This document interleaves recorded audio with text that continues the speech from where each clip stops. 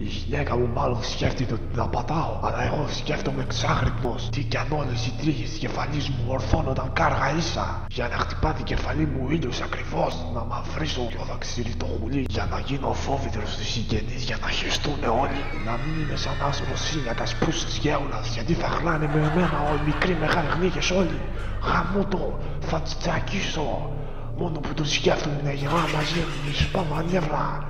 Και απ' τα νεύρα σηκώνονται τρεις στις κεφαλιές μου και ξημερώνει και μπαίνει φως στο ηλίου και μαυρίζει και φάγαμε και ξυλοκαίγεται.